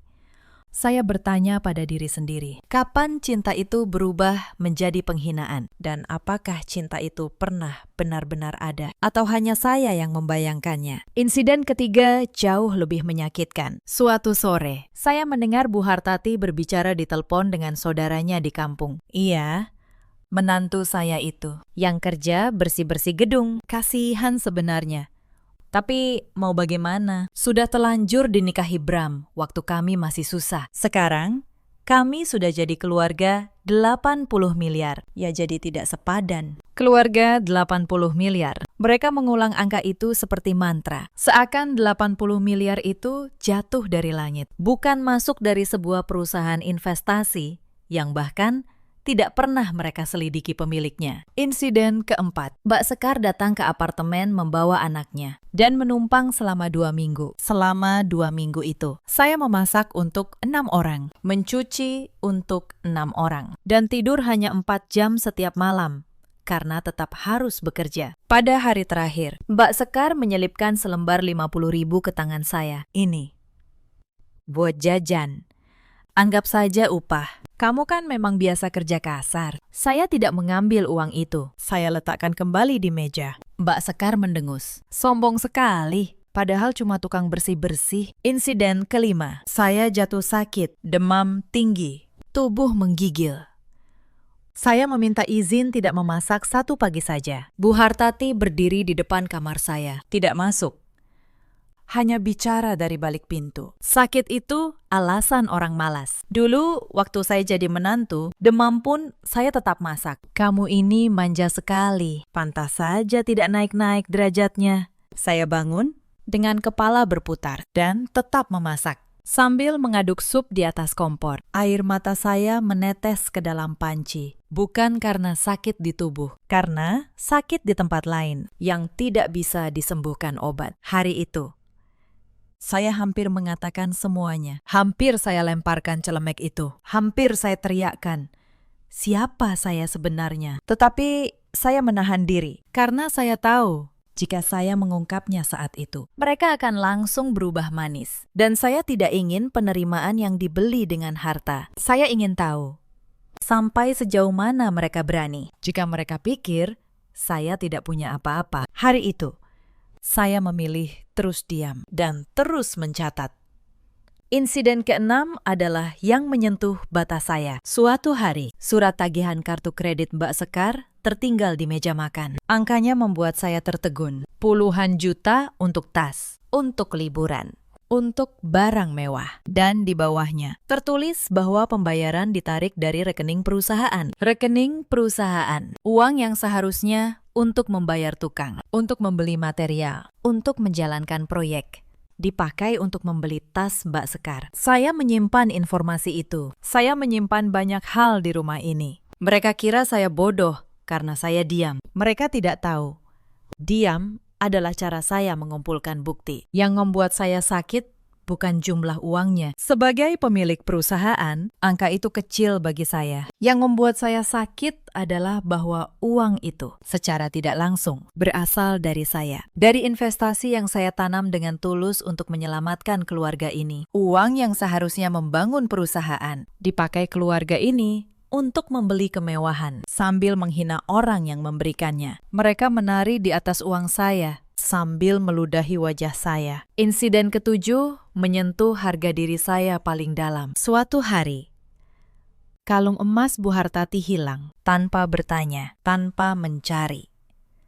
Beliau langsung menunjuk saya. Pasti kamu yang ambil. Tuduhnya di depan seisi keluarga. Orang seperti kamu yang dulu miskin pasti tergiur barang mahal. Ngaku saja. Saya berdiri diam, menahan sesuatu yang naik ke dada. Saya yang memiliki gedung 28 lantai dituduh mencuri kalung. Bram tidak membela saya. Ia malah berkata, "Laras, kalau memang kamu ambil, kembalikan saja. Kita selesaikan baik-baik." Suami saya pun percaya saya pencuri. 2 hari kemudian, Bu Asih, asisten rumah tangga harian, menemukan kalung itu terselip di sofa. Tempat Bu Hartati sendiri menjatuhkannya. Tidak ada permintaan maaf. Bu Hartati hanya berkata, "Ya sudah, ketemu." Untung tidak jadi hilang. Seakan tuduhan keji itu tidak pernah terjadi. Bu Asih, satu-satunya orang di rumah itu yang pernah memandang saya dengan iba, berbisik kepada saya di dapur. Bu Laras, sabar ya. Saya lihat semuanya. Bu Laras orang baik. Saya hampir menangis mendengar kalimat itu. Bukan karena tuduhan tadi, tetapi karena dalam 5 tahun. Baru ada satu orang yang menyebut saya orang baik. Dan orang itu adalah pembantu, bukan keluarga. Insiden ke-8 terjadi saat keuangan Bramasta kembali goyah. Pak Gunawan yang boros sejak merasa kaya, kembali kekurangan dana untuk sebuah proyek. Bram mendatangi saya malam itu. Untuk pertama kalinya dengan nada lembut dalam berbulan-bulan. Laras, kamu punya tabungan, kan? Berapapun. Pinjamkan dulu untuk ayah, nanti dikembalikan. Saya hampir tertawa getir. Mereka menghina saya sebagai tukang cuci piring. Tetapi saat butuh, mereka tahu menantu hina ini punya tabungan. Saya berkata bahwa saya tidak punya uang sebanyak itu. Bram langsung berubah dingin. Dasar tidak berguna. Punya suami? Susah. Malah pelit. Memang, kamu cuma beban di keluarga ini. Beban. Padahal seluruh keluarga ini berdiri di atas uang saya, yang bahkan tidak mereka ketahui. Ada satu luka lagi yang jarang saya ceritakan, bahkan kepada diri saya sendiri. Soal anak. Selama 5 tahun, kami belum dikaruniai anak. Dan di rumah itu, kesalahan selalu ditimpakan kepada saya. Bu Hartati sering berkata di depan tamu, bahwa menantunya mandul, bahwa garis keturunan keluarga terancam karena saya. Perempuan tidak bisa punya anak, itu tidak ada gunanya, katanya suatu hari sambil menyeruput teh. Coba kalau Bram menikahi perempuan lain, mungkin sekarang ibu sudah punya cucu. Yang menyakitkan, Bram tidak pernah membantah ibunya, padahal ia tahu. Hasil pemeriksaan dokter mengatakan masalahnya bukan pada saya, tetapi ia memilih diam, membiarkan saya menanggung malu sendirian demi menjaga harga dirinya sebagai laki-laki. Suatu malam, saya mendengar Bu Hartati dan Mbak Sekar berbisik di ruang tengah. Mereka sedang merencanakan sesuatu, memperkenalkan Bram pada anak rekan bisnis Pak Gunawan, seorang perempuan muda dari keluarga kaya. Biar Bram punya pilihan lain, kata Mbak Sekar. Toh si Laras itu cuma tukang bersih-bersih yang mandul. Tidak ada ruginya kalau diceraikan. Saya berdiri di balik dinding, mendengar semuanya. Suami yang saya nikahi, keluarga yang saya selamatkan diam-diam, sedang merencanakan membuang saya seperti barang rusak. Malam itu, sesuatu di dalam diri saya mati dengan tenang. Dan sesuatu yang lain terbangun. Insiden ke-9 yang terakhir datang seminggu sebelum malam tamparan itu. Pak Gunawan mengumumkan dengan bangga bahwa perusahaan akan membuka kantor cabang baru di sebuah gedung perkantoran bergengsi. Peresmiannya akan dihadiri rekan bisnis, pejabat, dan wartawan. Ini momen besar keluarga kita, kata Pak Gunawan. Semua harus tampil sempurna. Lalu, matanya berhenti pada saya. Laras, kamu tidak usah ikut. Cukup di rumah.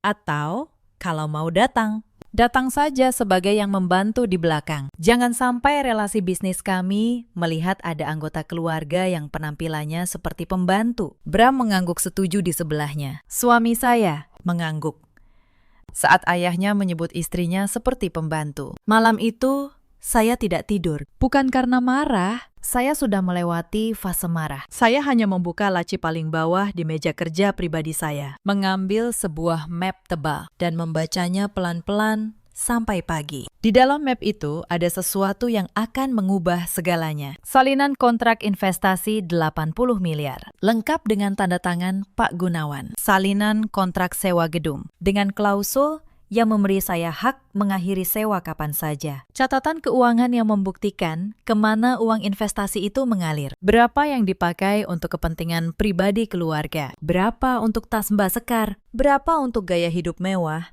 yang tidak pernah mereka mampu sebelumnya. Semua sudah saya siapkan jauh-jauh hari. Bukan karena saya merencanakan balas dendam sejak awal. Tetapi Karena saya seorang pebisnis, dan seorang pebisnis selalu menyimpan dokumen, selalu mencatat, selalu siap untuk hari ketika kepercayaan dikhianati. Hari itu, akhirnya, tiba.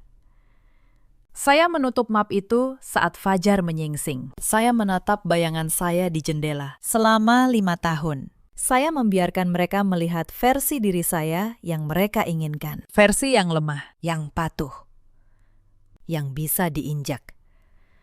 Sekarang, saatnya mereka melihat siapa saya sebenarnya. Dan saat yang tepat itu, akhirnya tiba. Malam peresmian tiba. Gedung perkantoran itu berdiri megah di kawasan segitiga emas. 28 lantai menjulang ke langit Jakarta. Lobinya dilapisi marmer hitam mengilap. Lampu kristal menggantung di langit-langit. Ratusan tamu berpakaian rapi memadati aula lantai dasar yang disewa khusus untuk acara ini. Saya datang. Tetapi bukan dengan gaun. Saya memakai blazer kerja biasa, sengaja. Karena saya ingin melihat sampai sejauh mana mereka berani. Begitu saya masuk, Bu Hartati langsung menghampiri. Wajahnya merah padam. Sudah saya bilang, jangan datang dengan penampilan seperti ini, desisnya. Kalau mau di sini, ke belakang. Bantu pelayan menata piring.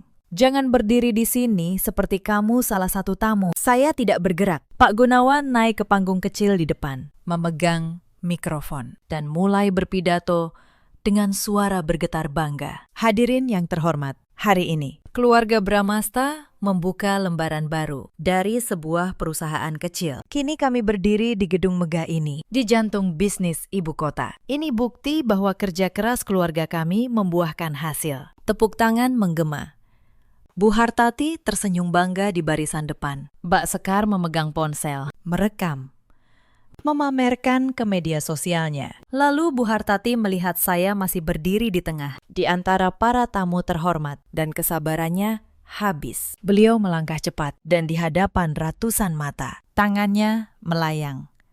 Suara tamparan itu, suara yang membuka kisah ini, menggema ke seluruh aula. Tahu diri sedikit, katanya keras.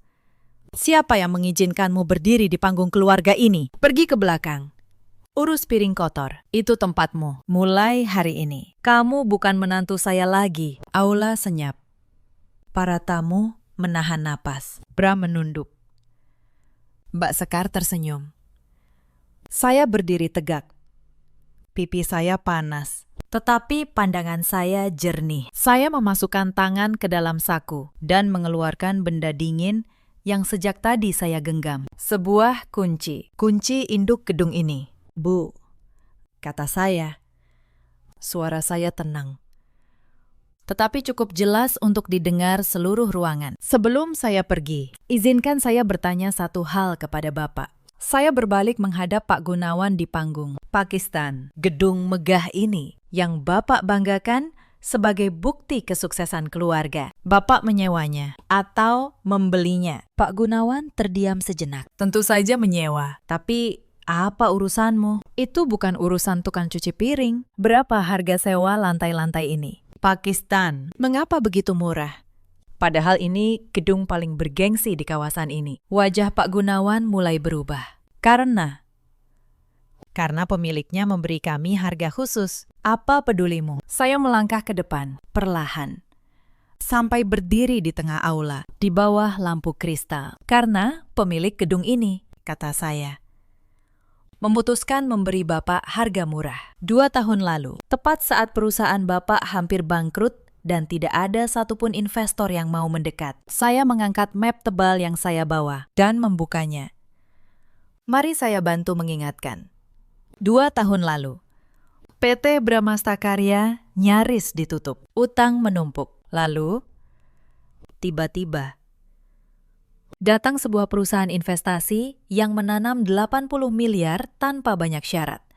Dan datang pula tawaran menyewa gedung mewah ini dengan harga 1/4 dari harga pasar. Bapak menyebutnya keberuntungan. Bapak menyebutnya buah kerja keras. Saya menatap satu persatu wajah mereka. Perusahaan investasi yang menyelamatkan Bapak itu. Namanya Larasati Investama. Dan gedung yang Bapak tempati ini dimiliki oleh sebuah perusahaan properti bernama sama. Aula mulai berbisik. Pak Gunawan menggenggam mikrofon erat-erat. Bapak tidak pernah bertanya siapa pemilik kedua perusahaan itu. Lanjut saya. Karena Bapak terlalu sibuk merayakan keberuntungan, maka izinkan saya memperkenalkan diri dengan benar. Untuk pertama kalinya dalam 5 tahun, saya berdiri tegak di tengah cahaya. Nama saya Larasati, pemilik Larasati Investama dan Larasati Properti. Saya yang menanam 80 miliar di perusahaan Bapak. Saya pula pemilik gedung yang malam ini Bapak resmikan dengan begitu bangga. Mikrofon di tangan Pak Gunawan terjatuh, menghantam lantai dengan dentuman keras yang bergema ke seluruh aula. Bu Hartati berdiri terpaku. Tangannya yang baru saja menampar saya, kini gemetar di udara. Mbak Sekar menjatuhkan ponselnya. Bram mengangkat kepalanya. Wajahnya pucat pasi, menatap saya seolah baru pertama kali melihat istrinya sendiri. Tidak mungkin, bisik Bu Hartati. Kamu cuma tukang bersih-bersih, itu yang kalian putuskan tentang saya, kata saya. Saya tidak pernah mengatakannya. Kalian melihat saya pulang malam dengan baju lelah. Dan kalian memutuskan saya hina. Padahal saya pulang malam karena mengurus aset ratusan miliar. Karena memimpin perusahaan yang menggaji ribuan orang. Termasuk secara tidak langsung menyelamatkan perusahaan keluarga ini. Seorang tamu di barisan depan, seorang pengusaha tua yang saya kenal, berdiri dan berseru, Bu Larasati, pemilik Larasati Properti. Astaga, benar. Saya pernah bertemu beliau di forum properti tahun lalu. Beliau memang pemilik gedung-gedung di kawasan ini. Bisik-bisik di aula berubah menjadi gemuruh. Para tamu yang tadi menyaksikan saya ditampar, kini menatap keluarga Bramasta dengan pandangan jijik. Wartawan mulai mengangkat kamera. Lampu blitz menyambar ke arah Bu Hartati yang masih membeku. Saya mengeluarkan selembar dokumen dari dalam map. Ini surat pemberitahuan resmi. Mulai hari ini, kontrak sewa gedung untuk PT Bramasta Karya saya akhiri. Sesuai klausul yang Bapak tanda tangani sendiri 2 tahun lalu, klausul yang Bapak terlalu malas membaca. Kalian punya waktu 30 hari untuk mengosongkan seluruh lantai. Dan ini, saya mengeluarkan dokumen kedua, adalah surat penarikan modal. 80 miliar yang saya tanamkan. Saya tarik penuh. Pengacara saya, Pak Rendra, sudah menunggu di luar dengan seluruh berkasnya. Seorang pria berjas rapi melangkah masuk dari pintu aula, membawa map serupa, dan mengangguk hormat ke arah saya. Bu Hartati akhirnya bisa bergerak. Beliau jatuh berlutut di lantai marmer, menggapai ujung blazer saya. Laras. Nak, maafkan ibu. Ibu hilaf. Tadi ibu cuma emosi sesaat. Kamu menantu ibu. Darah daging keluarga ini. Jangan tarik uang itu. Kalau ditarik, kami semua hancur. Saya menatap tangan keriput itu yang memegang blazer saya. Tangan yang belum genap sejam lalu menampar pipi saya di depan ratusan orang. Bu, kata saya pelan. Sejak 5 tahun lalu, saya memanggil ibu dengan sebutan ibu. Saya memasak untuk ibu. Saya menahan setiap hinaan demi kata keluarga. Dan baru malam ini, saat tahu siapa saya, ibu menyebut saya darah daging. Di mana kata itu? Saat ibu menuduh saya mencuri kalung. Di mana kata itu? Saat ibu menampar saya tadi. Bu Hartati tidak bisa menjawab. Beliau hanya menangis. Air matanya jatuh ke marmer hitam. Pak Gunawan turun dari panggung dengan langkah goyah. Ia mencengkeram lengan saya. Tunggu dulu.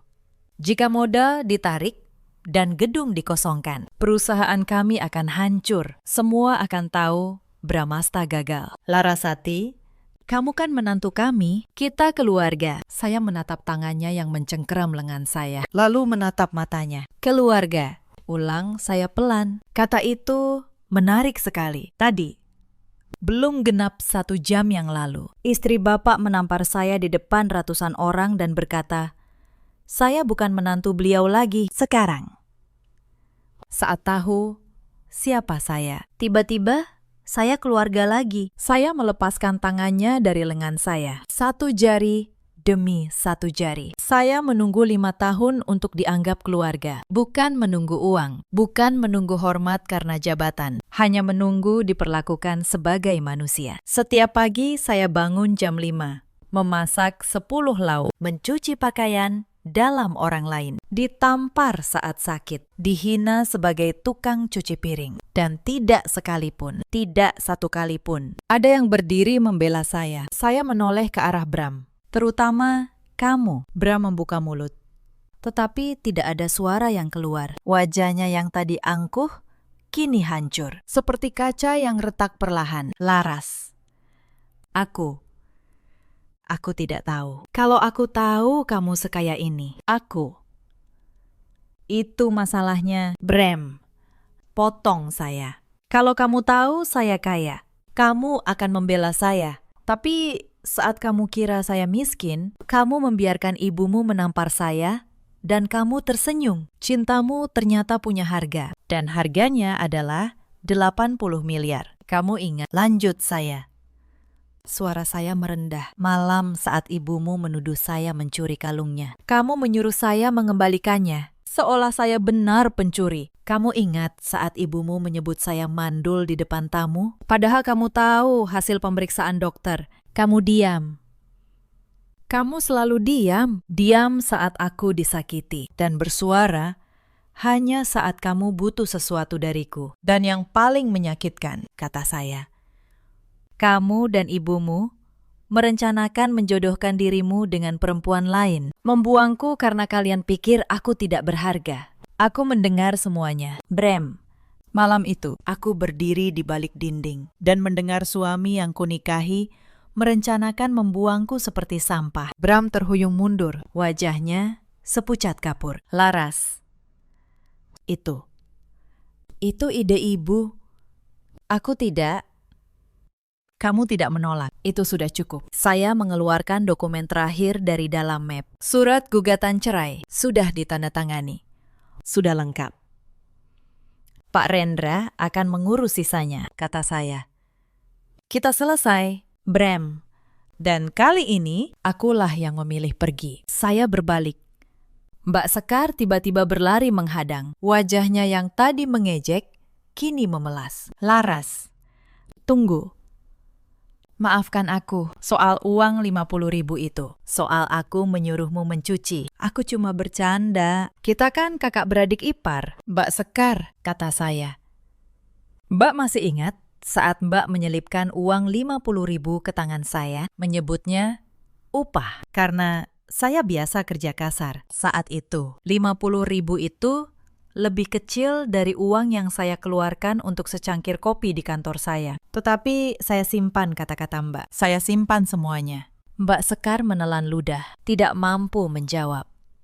Tagihan kartu kredit Mbak yang puluhan juta yang ditarik dari rekening perusahaan untuk tas dan liburan. Setelah modal saya tarik, rekening itu akan kosong. Saya rasa mulai bulan depan Mbak akan tahu rasanya mencuci pakaian dalam sendiri. Rasanya memasak untuk diri sendiri saat lelah. Rasanya dihina karena tidak punya apa-apa. Semua yang dulu Mbak timpakan kepada saya. Saya melangkah keluar dari aula, melewati ratusan tamu yang menatap dalam diam. Di belakang saya, terdengar suara Bu Hartati yang jatuh terduduk di lantai marmer. Suara Ishak Mbak Sekar. Suara Pak Gunawan yang memanggil-manggil nama saya dengan putus asa. Saya tidak menoleh. 3 bulan berlalu sejak malam itu. PT Bramasta Karya tidak bertahan lama. Tanpa modal 80 miliar. Utang lama yang selama ini ditutupi langsung mencuat ke permukaan. Para rekan bisnis yang dulu memuji, satu persatu menarik diri. Berita tentang perusahaan yang ternyata berdiri di atas modal pinjaman menyebar cepat. Dalam 2 bulan, perusahaan dinyatakan pilot. Berita malam peresmian itu pun menyebar luas. Video saat Bu Hartati menampar saya, lalu saat saya mengungkap siapa diri saya, beredar di media sosial. Jutaan orang menontonnya. Komentar berdatangan, mengecam keluarga yang menghina menantu, memuji kesabaran yang akhirnya berbuah. Keluarga Bramasta, yang dulu bangga dengan nama besar, kini dikenal sebagai keluarga yang menampar menantu sendiri di depan umum, lalu jatuh bangkrut keesokan harinya. Pak Gunawan, yang dulu berdasi dan dijemput sopir, kini kembali mencari proyek kecil. Mengetuk pintu kantor-kantor yang dulu ia anggap remeh. Banyak yang menolak menemuinya, bukan karena perusahaannya kecil, tetapi karena reputasi keluarganya sudah hancur. Tidak ada yang mau berbisnis dengan keluarga yang terkenal kejam dan sombong. Bu Hartati menjual tas-tas bermereknya satu persatu. Kalung emas 3 susun itu pun lenyap. Dijual untuk membayar utang. Beliau yang dulu mengendus masakan saya dan menyebutnya keasinan, kini kembali mengejar diskon di pasar. Seperti 2 tahun sebelum 80 miliar itu datang. Bedanya, sekarang tidak ada lagi menantu yang memasak 10 lauk untuknya. Mbak Sekar, yang menyebut dirinya direktur pemasaran, kembali menjadi orang biasa, dengan tumpukan utang kartu kredit yang harus ia bayar sendiri. Tidak ada lagi rekening perusahaan yang menanggungnya. Saya dengar, ia kini bekerja di sebuah toko dan setiap hari harus mencuci, memasak, dan mengurus rumahnya sendiri. Hal-hal yang dulu ia suruh saya kerjakan, kini menjadi kesehariannya. Dan Bram, setelah perceraian selesai, ia beberapa kali mencoba menghubungi saya. Pesan-pesannya berubah dari permintaan maaf menjadi rayuan, lalu menjadi permohonan pinjaman uang. Saya tidak membalas satupun. Perempuan muda dari keluarga kaya yang dulu hendak dijodohkan dengannya tidak pernah jadi datang. Begitu tahu keluarga Bramasta bangkrut, mereka menghilang tanpa kabar. Ternyata cinta yang berdasar harta memang selalu pergi saat harta itu hilang. Bram baru memahaminya terlambat. Suatu sore, saya mendengar dari kenalan bahwa ia kini tinggal di sebuah kamar kontrakan kecil di pinggiran kota, bekerja serabutan. Ia sering bercerita kepada siapa saja bahwa ia dulu pernah menikahi seorang pemilik perusahaan, tetapi menyia-nyiakannya. Tidak ada yang percaya. Mereka kira ia berhayal. Hanya satu orang dari rumah itu yang saya bawa serta ke kehidupan baru saya. Bu Asih, asisten rumah tangga yang dulu menyebut saya orang baik. Saya menawarinya pekerjaan dengan upah layak di rumah saya yang sebenarnya. Ia menangis saat saya menjemputnya. Saya selalu tahu Bu Laras bukan orang sembarangan, katanya. Tapi saya tidak pernah menyangka sebesar ini. Sementara itu, saya melanjutkan hidup saya yang sebenarnya. Hidup yang selama 5 tahun saya sembunyikan di balik celemek dan tumpukan piring kotor. Setiap pagi sekarang, saya tetap bangun pukul 5. Tetapi bukan untuk memasak 10 lauk bagi orang yang menghina saya. Saya bangun untuk diri saya sendiri. Saya menyeduh kopi, duduk di balkon apartemen, dan memandang Jakarta yang mulai terbangun. Gedung-gedung yang sebagian adalah milik saya. Saya kembali memimpin perusahaan dengan sepenuh hati, tanpa harus pulang ke rumah yang penuh hinaan. Saya tersenyum lebih sering, saya tidur lebih nyenyak, dan untuk pertama kalinya dalam 5 tahun, saya merasa menjadi diri saya sendiri seutuhnya. Beberapa bulan kemudian, saya bertemu seorang pria yang tidak tahu dan tidak peduli berapa kekayaan saya. Ia hanya tahu saya perempuan yang bekerja keras dan suka kopi pahit. Untuk pertama kalinya, saya merasakan apa artinya dilihat sebagai manusia, bukan sebagai dompet. Tetapi